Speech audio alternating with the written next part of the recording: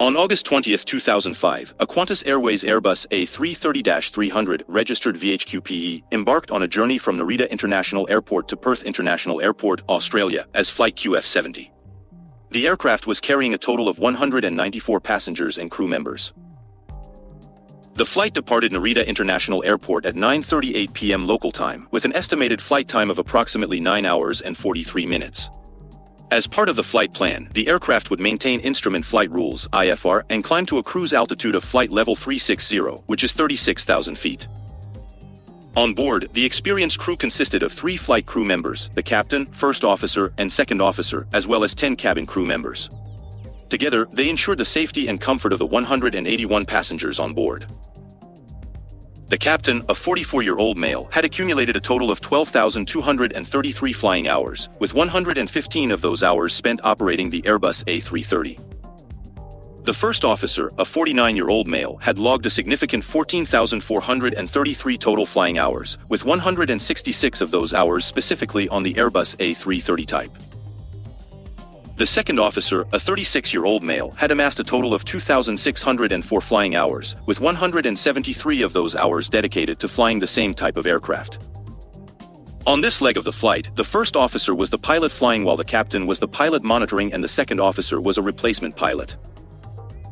At 11:05 p.m. Japanese Standard Time, approximately 1 hour and 27 minutes into the flight, the pilots received a critical warning on the ECM, Electronic Centralized Aircraft Monitor display, indicating a smoke condition in the forward cargo compartment. The master warning light also illuminated. The message disappeared from the ECM display just 14 seconds later, leaving the pilots with a brief but intense moment of concern.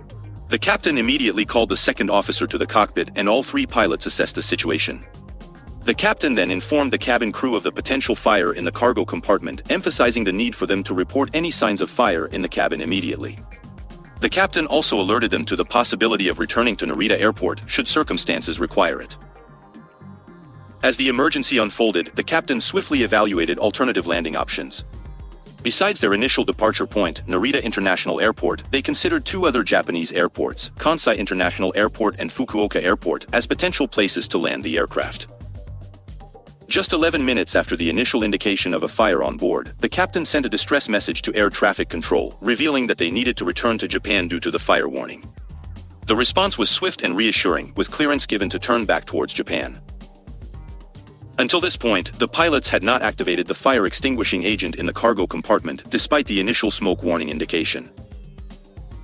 The captain then addressed the passengers, announcing that the aircraft had turned back towards Japan due to a smoke warning in the cockpit. The landing airport was not yet determined, but the captain assured them that the aircraft was safe. A Japanese announcement was made by one of the cabin attendants to clarify the situation for Japanese-speaking passengers. Just 19 minutes after initiating the return to Narita at 11:35 p.m., a second smoke warning appeared on the ECM. This time the crew confirmed it was related to the forward cargo compartment. The pilots quickly responded by discharging the fire extinguishing agent in the affected area. However, a third smoke warning emerged just 37 seconds later, lasting an excruciating 3 minutes and 34 seconds. The captain repeated the fire suppression procedure and alerted air traffic control of the escalating situation, considering a diversion to Kagoshima Airport. The next 3 warnings, 4th, 5th, and 6th, flashed on the ECM between 11:39 and 11:42 p.m., lasting 18 seconds, 44 seconds, and 19 seconds respectively. The captain's concerns were mounting, and he decided to divert to Kansai International Airport, which he had previously landed at. He requested clearance from air traffic control to head to Kansai. All this time the captain considered the warnings not genuine but was treating the situation as if they were real. The aircraft landed safely at Kansai International Airport at 0:51 a.m. and came to a stop on a taxiway. Shortly after, a fire truck radioed the tower to report seeing white smoke emanating from around the nose gear. In response, the captain ordered an emergency evacuation via the slides. As passengers evacuated, one door became stuck and jammed and couldn't be opened. Despite this challenge, the evacuation proceeded smoothly, with all passengers safely exiting the aircraft except one passenger who had suffered serious injuries when evacuating the plane. The Airbus A330-300 has been involved in 254 incidents since 1994, with the majority being non-fatal. Despite these incidents, the aircraft is considered safe to fly. Following an investigation conducted to determine the cause of the white smoke observed by the fire truck crew coming from the front landing gear, it was found that the smoke was not actually smoke, but rather fog-like air escaping from the TAT, total air temperature probe nozzles. On the day of the incident, the humidity was high. As a result, the air from the TAT probe nozzles underwent a compression, which caused the air to cool and subsequently condense the moisture in the air. This created a fog-like substance that, when blown by air, resembled smoke.